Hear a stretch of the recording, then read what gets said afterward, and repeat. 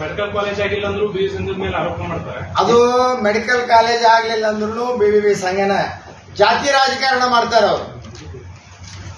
ಬರೀರಿ, ನಾನು ಇವತ್ತು ಗಟ್ಟಿಯಾಗೆ ಬಂದೇನೆ. ಮೆಡಿಕಲ್ ಕಾಲೇಜಿಗೆ ಹಿಂದೆ ನೀರು ಕಟ್ಟು ಮಾಡಿದ್ರು. ಇದ HY ಮೆಟ್ಟಿ MLA ಇದ್ದಾಗ ಒಂದು. ಎರಡನೇದ್ದು, ಸರ್ಕಾರಿ ಮೆಡಿಕಲ್ ಕಾಲೇಜ್ ಅಂತ ಬಡಬಡಿಸ್ತಿದ್ರಲ್ಲ, ಎಲ್ಲಿ ಹೋದ್ ಸರ್ಕಾರಿ ಮೆಡಿಕಲ್ ಕಾಲೇಜು? ಕಾಂಗ್ರೆಸ್ ಗವರ್ಮೆಂಟ್ ಬಂದ್ಗಳಿಗೆ ಅದು ಬಂದ್ ಆಗಿಬಿಡ್ತತಿ. ಏನು ಮೊನ್ನೆ ಇಲ್ಲಿ ಶರಣ ಪ್ರಕಾಶ್ ಬಂದಾಗ, ಗುಂಡೂರಾವ್ ಅವ್ರು ಬಂದಾಗ ಹೇಳ್ಯಾರಲ್ಲ, ಸರ್ಕಾರಿ ಮೆಡಿಕಲ್ ಕಾಲೇಜ್ ಆಗುತ್ತಾ ಆಗುದಿಲ್ಲ ಅನ್ನೋದನ್ನ. ಈಗೇನು ಹೋರಾಟ ಮಾಡ್ತಾರಂತ ಇವರು? ಜಾತಿ ರಾಜಕಾರಣ ಮಾಡ್ತಾರೆ ಇವರು. ಪ್ರಸ್ತಾಪನೆ ಇಲ್ಲ ಅಂತ ಹೇಳ್ಯಾರ. ಇವರು ಜಾತಿ ರಾಜಕಾರಣ ಮಾಡೋದ್ರೊಳಗನೆ ತಮ್ಮ ಕಾಲಹರಣ ಮಾಡಕತ್ತಾರ. ಯಾವ ಜಾತಿ ಟಾರ್ಗೆಟ್? ಯಾವ ಜಾತಿ ಟಾರ್ಗೆಟ್? ಯಾರ ಹೋರಾಟ ಮಾಡೋರು ಜಾತಿ ಟಾರ್ಗೆಟ್. ಇಲ್ಲೇ ಕಲ್ತು, ಇಲ್ಲೇ ಉಂಡು, ಇಲ್ಲೇ ತಿಂದು ಸಂಘದ ಬಗ್ಗೆ ಇಷ್ಟು ದ್ವೇಷ ಮಾಡತಕ್ಕಂತ ಪದ್ಧತಿ ಒಳ್ಳೆಯದಲ್ಲ. ಅವ್ರು ತಿದ್ಕೊಂಡು ಹೋಗ್ಬೇಕಂತ ಹೇಳಿ ನಿಮ್ಮ ಮುಖಾಂತರ ಹೇಳೋದಕ್ಕೆ ಬಯಸ್ತೇನೆ.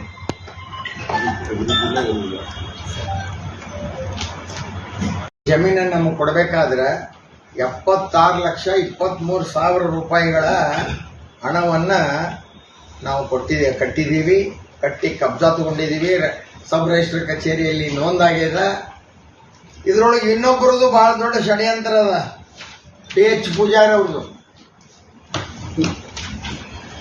PH ಪೂಜಾರಿ ಅವರು ಇಲ್ಲ ಸಲ್ಲದ ಆಪಾದನೆಗಳನ್ನ ಒಬ್ಬ ಮಂತ್ರಿಗಳು, ಆ ಮಂತ್ರಿಗಳ ಹೆಸರು ಆಮೇಲೆ ಹೇಳ್ತೇನೆ, ಮಂತ್ರಿಗಳ ಆಫೀಸಿನೊಳಗೆ ಕುಂತು ಇಲ್ಲೇ ಬೇಕಾಬಿಟ್ಟಿ ತಮ್ಮ ಸಂಸ್ಥೆಗೆ ಜಾಗ ತಗೊಂಡಾರ.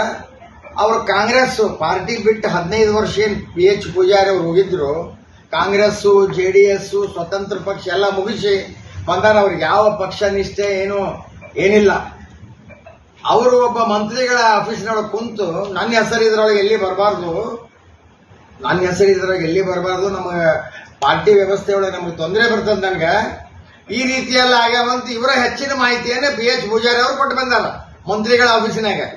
ಆ ಮಂತ್ರಿಗಳ ಆಫೀಸಿಂದ ನನಗೆ ಫೋನ್ ಬಂದಿತ್ತು.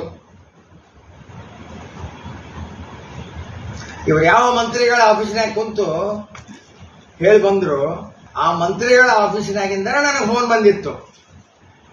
ಇನ್ನೊಂದು ಧನ್ಯವಾದ ಅರ್ಪಿಸೋರ್ ಅವರಿಗೆ. ಏನಂತ, BTDAಕ MLCಗಳು ಮೆಂಬರ್ ಇರಲಿಲ್ಲ. ಹಿಂದೆ ಜಾಮದಾರ್ ಅವರ ಕಾಲದಲ್ಲಿ ಬಾಗಲಕೋಟೆ ಪಟ್ಟಣ ಅಭಿವೃದ್ಧಿ ಪ್ರಾಧಿಕಾರ ರಚನೆ ಆದಾಗ ಲೋಕಸಭಾ ಸದಸ್ಯರು, ವಿಧಾನಸಭಾ ಸದಸ್ಯರು ಮಾತ್ರ ಸದಸ್ಯರಂತ ಮಾಡಿದ್ರು ಅವರು. ಇವರು MLC ಅಲ್ಲಿ ಮೆಂಬರೇ ಇರಲಿಲ್ಲ. ಮತ್ತು ಅದ್ರ ಬಗ್ಗೆ ಯಾರೋ ಹಿಂದೆ SR ಪಾಟೀಲ್ ಇದ್ರು, ಮತ್ತೆ ಅರವಿಂದ್ ಲಿಂಬಾವಳಿ ಅವರಿದ್ರು, ಬಾಂಡಿಗೆ ಅವರಿದ್ರು. ಯಾರು ಆ ಪ್ರಶ್ನೆ ಬಂದಿರಲಿಲ್ಲ. ಇವರಿಗೆ ಅದೇನು ಆಸಕ್ತಿನೇ ಅಲ್ಲೇ ಬಹಳ ದೊಡ್ಡ ಆಸಕ್ತಿ ಕಾಣುತ್ತೆ ಅಲ್ಲಿ ಮೆಂಬರ್ ಆಗೋದು. ಅವರಿಗೆ ವಿನಂತಿ ಮಾಡ್ಕೊಂಡು ಇವ್ರನ್ನ ಮೆಂಬರ್ ಅಂತ ಮಾಡ್ಯಾರ. ಈಗ ಅವರಲ್ಲಿ MLCನ ಫಲಾನುಭವಿ ಇವರು BTDAಕ್ಕೆ.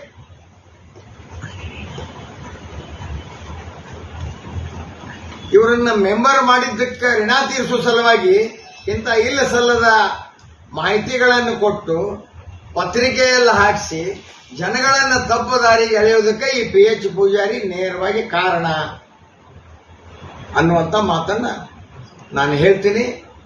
ಮತ್ತಿದೆಲ್ಲ ಏನ್ ಪತ್ರಿಕೆಯಲ್ಲಿ ಬಂದಂತದ್ದು ಸುದ್ದಿ, ಅವ್ರೇನ್ ಮಾಹಿತಿ ಕೊಟ್ಟಾರ ಅದು ಬಂದದ. ಇದೆಲ್ಲ ಸುಳ್ಳು ಸುದ್ದಿ. ನಾವು ಏನೇ ಕೊಟ್ಟರು ಕೂಡ ಕಾನೂನುಬದ್ಧವಾಗಿ ಕೊಟ್ಟಿವಿ, ಕಾನೂನುಬದ್ಧವಾಗಿ ನಡ್ಕೊಂಡಿವಿ. ನಾನು ಇಂಡಿವಿಜುವಲ್ ಆಗಿ ಯಾವುದೇ ತೀರ್ಮಾನ ಮಾಡಿಲ್ಲ. ಅದನ್ನು ಒಂದಲ್ಲ, ಎರಡಲ್ಲ, 3-4 ಸರಿ ಮೀಟಿಂಗ್ನೊಳಗೆ ಡೆಫರ್ ಮಾಡಿ ಹೆಚ್ಚಿನ ಎಲ್ಲ ಮಾಹಿತಿಗಳನ್ನು ತಗೊಂಡು ಎಷ್ಟು ನೋಡ್ರಿ ನಮ್ಮ ಸಂಸ್ಥೆಗಳು ಎಷ್ಟು ಮುಳುಗಡೆ ಆದ. ಅಡವಿ ಸ್ವಾಮಿ ಮಠ ಮುಳುಗಡೆ ಆಯಿತು ಅಲ್ಲಿ. ಇಲ್ಲಿ ಮೋಟಿಗೆ ಬಸವೇಶ್ವರ, ಮೋಟಿಗೆ ಮಲ್ಲಿಕಾರ್ಜುನ ದೇವಸ್ಥಾನ ಮುಳುಗಡೆ ಆಯಿತು. ಈ ಕಡೆ 9ನೇ ನಂಬರ್ ಸಾಲಿ ನೇಗಿ ಸಾಲಿ, ಅದ್ರ ಪಕ್ಕದಲ್ಲಿ ನೇಗಿ ಸಾಲಿ ಮುಳುಗಡೆ ಆಯ್ತು. ಅದನ್ನ ಲೀಸ್ ಲ್ಯಾಂಡು 753 ಎಕರೆ ಗ್ರಾಂಟ್ ಮಾಡುವಾಗ 4 ಎಕರೆ ಮುರ್ಕೊಂಡು ಒಂದು ಗವರ್ಮೆಂಟ್ ಆರ್ಡರ್ ಮಾಡಿಸ್ಕೊಂಡು ಬಂದು ಪತ್ರಿಕೆಯೊಳಗೆ ಯಾವನೋ ಒಬ್ಬ ಪುಡಾರಿ ಕಾಂಗ್ರೆಸ್ ಲೀಡರ್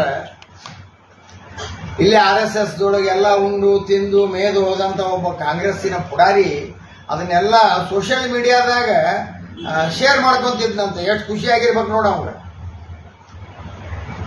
ಅದಕ್ಕೆ ನಿಮ್ಮ ಗಮನಕ್ಕೆ ತರ್ತೀನಿ, ಇಂಥವ್ರಿಗೆಲ್ಲ ಸರಿಯಾದ ಉತ್ತರ. ಸಂಘದ ವ್ಯವಸ್ಥೆಯೊಳಗೆ ನಿಮ್ಗೆ ಗೊತ್ತಿರುವಂಗ ಈ 34 ವರ್ಷದೊಳಗೆ ಇಂಥ ಅನೇಕ ಸಮಸ್ಯೆಗಳನ್ನು ಎದುರಿಸಿವಿ. ಇಂಥವ್ರ ವಿರುದ್ಧ ನಾವು ಹೋರಾಟ ಮಾಡ್ಕೊಂತ ಬಂದೀವಿ, ಜಯ ಸಾಧಿಸೀವಿ. ಮುಂದೂ ಆ ಕೆಲಸ ಮುಂದುವರಿತದ ಅನ್ನುವಂಥ ಮಾತನ್ನ ನಿಮ್ಮ ಮುಖಾಂತರ ಹೇಳೋದಕ್ಕೆ ನಾನು ಬಯಸ್ತೀನಿ. ಮೆಡಿಕಲ್ ಕಾಲೇಜ್ ಆಗಿಲ್ಲ ಅಂದ್ರೂ ಬಿ ಸಂಘದ ಮೇಲೆ ಆರೋಪ ಮಾಡ್ತಾರೆ. ಅದು ಮೆಡಿಕಲ್ ಕಾಲೇಜ್ ಆಗ್ಲಿಲ್ಲ ಅಂದ್ರೂ BVB ಸಂಘನ ಜಾತಿ ರಾಜಕಾರಣ ಮಾಡ್ತಾರ ಅವರು. ಬರೀರಿ, ನಾನು ಇವತ್ತು ಗಟ್ಟಿಯಾಗೆ ಬಂದೇನೆ. ಮೆಡಿಕಲ್ ಕಾಲೇಜಿಗೆ ಹಿಂದೆ ನೀರು ಕಟ್ಟು ಮಾಡಿದ್ರು. ಇದ HY ಮೆಟ್ಟಿ MLA ಇದ್ದಾಗ ಒಂದು. ಎರಡನೇದ್ದು, ಸರ್ಕಾರಿ ಮೆಡಿಕಲ್ ಕಾಲೇಜ್ ಅಂತ ಬಡಬಡಿಸ್ತಿದ್ರಲ್ಲ, ಎಲ್ಲಿ ಹೋದ್ ಸರ್ಕಾರಿ ಮೆಡಿಕಲ್ ಕಾಲೇಜು? ಕಾಂಗ್ರೆಸ್ ಗವರ್ಮೆಂಟ್ ಬಂದ್ಗಳಿಗೆ ಅದು ಬಂದ್ ಆಗಿಬಿಡ್ತತಿ. ಏನು ಮೊನ್ನೆ ಇಲ್ಲಿ ಶರಣ ಪ್ರಕಾಶ್ ಬಂದಾಗ, ಗುಂಡೂರಾವ್ ಅವ್ರು ಬಂದಾಗ ಹೇಳ್ಯಾರಲ್ಲ, ಸರ್ಕಾರಿ ಮೆಡಿಕಲ್ ಕಾಲೇಜ್ ಆಗುತ್ತಾ ಆಗುದಿಲ್ಲ ಅನ್ನೋದನ್ನ. ಈಗೇನು ಹೋರಾಟ ಮಾಡ್ತಾರಂತ ಇವರು? ಜಾತಿ ರಾಜಕಾರಣ ಮಾಡ್ತಾರೆ ಇವರು. ಪ್ರಸ್ತಾಪನೆ ಇಲ್ಲ ಅಂತ ಹೇಳ್ಯಾರ. ಇವರು ಜಾತಿ ರಾಜಕಾರಣ ಮಾಡೋದ್ರೊಳಗನೆ ತಮ್ಮ ಕಾಲ ಹರಣ ಮಾಡಕತ್ತಾರ. ಯಾವ ಜಾತಿ ಟಾರ್ಗೆಟ್ ಸರ್?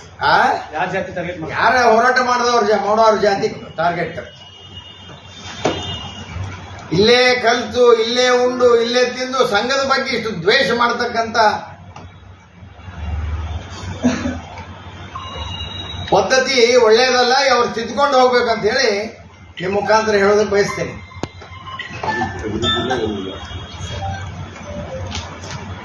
ಜಮೀನನ್ನು ನಮಗೆ ಕೊಡಬೇಕಾದ್ರೆ 76,23,000 ರೂಪಾಯಿಗಳ ಹಣವನ್ನ ನಾವು ಕಟ್ಟಿದ್ದೀವಿ.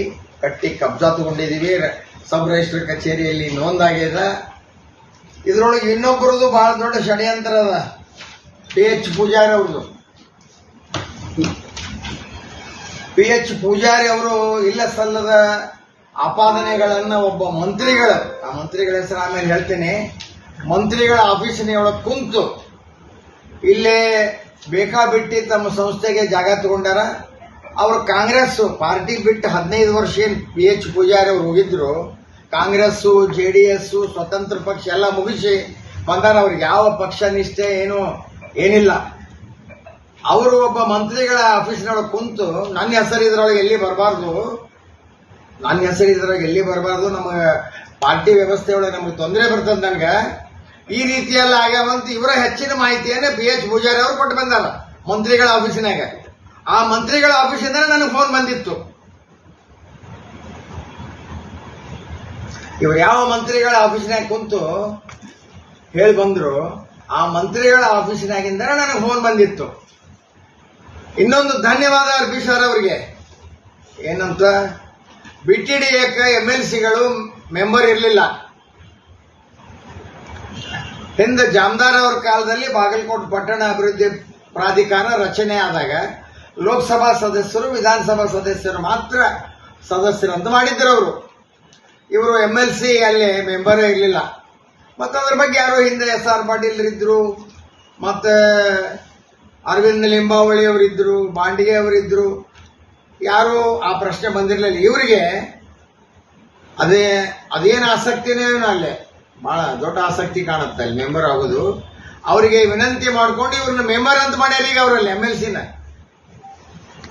ಫಲಾನುಭವಿ ಇವರು BTDAಕ್ಕೆ.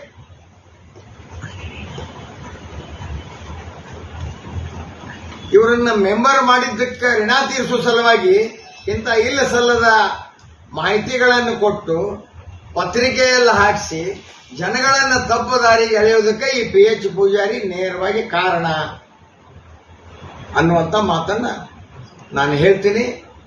ಮತ್ತಿದೆಲ್ಲ ಏನ್ ಪತ್ರಿಕೆಯಲ್ಲಿ ಬಂದಂತದ್ದು ಸುದ್ದಿ, ಅವ್ರೇನ್ ಮಾಹಿತಿ ಕೊಟ್ಟಾರ ಅದು ಬಂದದ. ಇದೆಲ್ಲ ಸುಳ್ಳು ಸುದ್ದಿ. ನಾವು ಏನೇ ಕೊಟ್ಟರು ಕೂಡ ಕಾನೂನುಬದ್ಧವಾಗಿ ಕೊಟ್ಟಿವಿ, ಕಾನೂನುಬದ್ಧವಾಗಿ ನಡ್ಕೊಂಡಿವಿ. ನಾನು ಇಂಡಿವಿಜುವಲ್ ಆಗಿ ಯಾವುದೇ ತೀರ್ಮಾನ ಮಾಡಿಲ್ಲ. ಅದನ್ನು ಒಂದಲ್ಲ ಎರಡಲ್ಲ 3-4 ಸರಿ ಮೀಟಿಂಗ್ನೊಳಗೆ ಡೆಫರ್ ಮಾಡಿ ಹೆಚ್ಚಿನ ಎಲ್ಲ ಮಾಹಿತಿಗಳನ್ನು ತಗೊಂಡು ಎಷ್ಟು ನೋಡ್ರಿ ನಮ್ಮ ಸಂಸ್ಥೆಗಳು ಎಷ್ಟು ಮುಳುಗಡೆ ಆದ. ಮಾಡವಿ ಸ್ವಾಮಿ ಮಠ ಮುಳುಗಡೆ ಆಯಿತು, ಅಲ್ಲಿ ಇಲ್ಲಿ ಮೋಟಿಗೆ ಬಸವೇಶ್ವರ, ಮೋಟಿಗೆ ಮಲ್ಲಿಕಾರ್ಜುನ ದೇವಸ್ಥಾನ ಮುಳುಗಡೆ ಆಯಿತು. ಈ ಕಡೆ 9ನೇ ನಂಬರ್ ಸಾಲಿ ನೇಗಿ ಸಾಲಿ, ಅದ್ರ ಪಕ್ಕದಲ್ಲಿರೋ ನೇಗಿ ಸಾಲಿ ಮುಳುಗಡೆ ಆಯ್ತು. ಅದನ್ನ ಲೀಸ್ ಲ್ಯಾಂಡು 753 ಎಕರೆ ಗ್ರಾಂಟ್ ಮಾಡುವಾಗ 4 ಎಕರೆ ಮುರ್ಕೊಂಡು ಒಂದು ಗವರ್ಮೆಂಟ್ ಆರ್ಡರ್ ಮಾಡಿಸ್ಕೊಂಡು ಬಂದು ಪತ್ರಿಕೆಯೊಳಗೆ ಯಾವನೋ ಒಬ್ಬ ಪುಡಾರಿ ಕಾಂಗ್ರೆಸ್ ಲೀಡರ್ ಇಲ್ಲಿ RSS ದೊಳಗೆಲ್ಲ ಉಂಡು ತಿಂದು ಮೇದು ಹೋದಂತ ಒಬ್ಬ ಕಾಂಗ್ರೆಸ್ಸಿನ ಪುಡಾರಿ ಅದನ್ನೆಲ್ಲ ಸೋಷಿಯಲ್ ಮೀಡಿಯಾದಾಗ ಶೇರ್ ಮಾಡ್ಕೊಂತಿದ್ನಂತೆ. ಎಷ್ಟು ಖುಷಿಯಾಗಿರ್ಬೇಕು ನೋಡ ಅವ್ರ. ಅದಕ್ಕೆ ನಿಮ್ಮ ಗಮನಕ್ಕೆ ತರ್ತೀನಿ, ಇಂಥವ್ರಿಗೆಲ್ಲ ಸರಿಯಾದ ಉತ್ತರ. ಸಂಘದ ವ್ಯವಸ್ಥೆಯೊಳಗ ನಿಮ್ಗೆ ಗೊತ್ತಿರುವಂಗ ಈ 34 ವರ್ಷದೊಳಗ ಇಂಥ ಅನೇಕ ಸಮಸ್ಯೆಗಳನ್ನ ಎದುರಿಸಿವಿ.